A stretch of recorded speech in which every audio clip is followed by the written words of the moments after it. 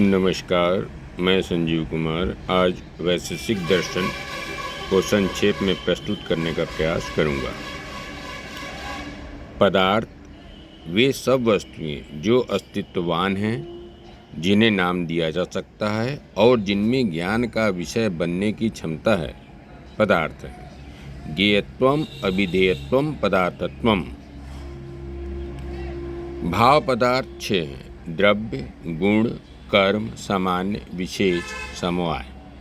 7वां पदार्थ बाद में जोड़ा गया, अभाव। द्रव्य क्रिया गुणवत् समवायी कारणम द्रव्यम। द्रव्य गुण और कर्म का आधार है और अपने कर्म का समवायी कारण है। नोट: बौद्ध दर्शन में द्रव्य अपने गुणों के अतिरिक्त और कुछ नहीं है।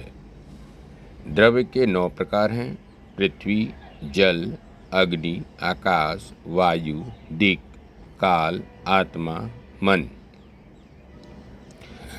आकाश विभु और एक है, काल भी विभु, नित्य और एक है, आत्मा अनेक है और प्रत्येक नित्य, स्वतंत्र और विभु है, परंतु चेतना इसका आगंतुक गुण है। आत्मा के अन्य गुण हैं सुख, दुख, इच्छा, प्रयत्न आदि। मन अणुरूप अनेक किंतु नित्य हैं। अणुरूप होने के कारण मन एक बार में एक ही इंद्रिय या एक ही मनोभाव से संपर्क कर सकता है। गुण वह पदार्थ है जो द्रव्याश्रित है और जिसमें गुण या कार्य नहीं रह सकता। कणाद के अनुसार गुण 17 हैं। इसमें प्रस्तुपाद ने 7 जोड़कर गुणों की संख्या 24 कर दी है। कर्म गुण द्रव्य का निष्क्रिय स्वरूप है तो कर्म सक्रिय रूप है। कर्मों का आधार केवल मूर्त द्रव्य है। कर्म 5 हैं: उत्क्षेपण, अपक्षेपण, अवक्षेपण, प्रस्थान और गमन। सभी कर्म का प्रत्यक्ष नहीं होता, जैसे मन। सामान्य वह पदार्थ है जिसके कारण एक ही वर्ग के विभिन्न व्यक्तियों को एक जाति के अंतर्गत रखा जाता है, जैसे मनुष्यत्व। सामान्य की यथार्थ सत्ता है। सामान्य नित्य, एक और अनेक वस्तुओं में समाविष्ट है। सामान्य अनादि और अनंत हैं। सामान्य द्रव्य, गुण और कर्म में रहते हैं। सामान्य का सामान्य नहीं होता। बौद्धों के अनुसार सामान्य पदार्थ नहीं वरन नाम मात्र हैं। सामान्य बुद्धि की कल्पना मात्र है। नाम का मात्र इतना अर्थ है कि एक नाम वाले पदार्थ अन्य नाम वाले पदार्थों से भिन्न हैं। इसे अपोहवाद कहते हैं। अपोह का अर्थ वस्तु से भिन्न का निषेध, दिंगनाग। अद्वैत वेदांत के अनुसार व्यक्तियों के अतिरिक्त और उनसे भिन्न सामान्य की सत्ता नहीं है। व्यक्तियों का सर्वनिष्ठ आवश्यक धर्म ही सामान्य है। सामान्य व्यक्तियों का आंतरिक स्वरूप है जिसे बुद्धि ग्रहण करती है। न्याय वैशेषिक के अनुसार सामान्य की वास्तविक सत्ता है क्योंकि वह अन्य पदार्थों के समान ज्ञान का विषय है। प्लेटो भी सामान्य की स्वतंत्र एवं वास्तविक सत्ता मानी है, किंतु सामान्य को सत्य व विशेष को उसकी प्रतिलिपि बताते हैं, जबकि न्याय वैशेषिक के अनुसार विशेष भी उतना ही सत्तावान है जितना कि सामान्य। सामान्य के 3 भेद हैं: पर सबसे बड़ा सामान्य, जैसे सत्ता; अपर सबसे कम व्याप्त सामान्य, जैसे घटत्व; परापर मध्य में, जैसे द्रव्यत्व। समवाय परस्पर आधार एवं आधेय के रूप में संबद्ध 2 अयुत सिद्ध पदार्थों का संबंध समवाय है।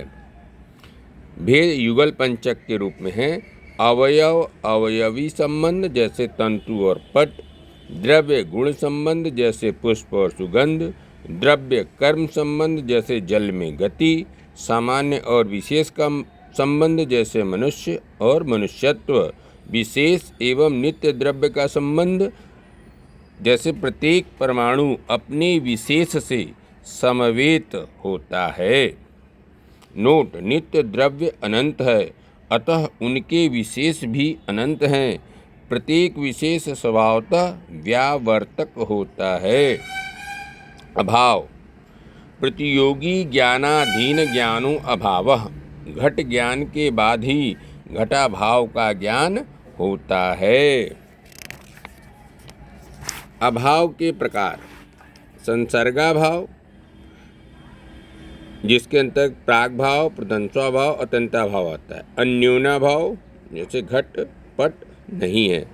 संसर्गाभाव में दो वस्तुओं के संबंध का निषेध किया जाता है, जबकि अन्योन्याभाव में दो वस्तुओं के तदात्म्य का निषेध किया जाता है। अत्यंताभाव की तरह अन्योन्याभाव भी अनादि और अनंत होता है। प्राग भाव के अभाव में सभी वस्तुएं अनादि हो जाएंगी।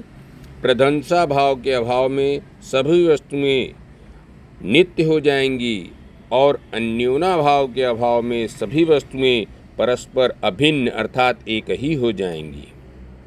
न्याय के अनुसार अभाव का ज्ञान प्रत्यक्ष प्रमाण से होता है। वैशेषिक के अनुसार अभाव का ज्ञान अनुमान प्रमाण से होता है। बौद्ध के अनुसार अभाव कल्पना मात्र है, जिसका ज्ञान अनुमान से हो जाता है। परमाणुवाद: अविभाज्य सूक्ष्मतम कण ही परमाणु है। बड़ा सोचते सोचते जैसे आकाश की कल्पना होती है, वैसे ही छोटा सोचते सोचते परमाणु तक हम पहुँचते हैं। परमाणु गोल या परिमंडलाकार होते हैं, इनका प्रत्यक्ष नहीं होता है। परमाणु चार प्रकार के होते हैं: पार्थिव, जलीय, तेजस और वायवीय। केवल आकाश ही ऐसा भूत है जिसके परमाणु नहीं होते। आकाश एक, विभु और नित्य है। परमाणुओं के संयोग वियोग के लिए अवकाश प्रदान करता है। परमाणु स्वभावतः निष्क्रिय हैं। गति का सूत्रधार ईश्वर है। प्रत्येक नित्य परमाणु में अपना विशेष होता है। परमाणुओं में गुणात्मक संख्यात्मक भेद भी होता है। वायु में स्पर्श गुण, जल में रस रूप स्पर्श गुण, तेजस में रूप और स्पर्श गुण, पृथ्वी में गंध रूप रस और स्पर्श गुण।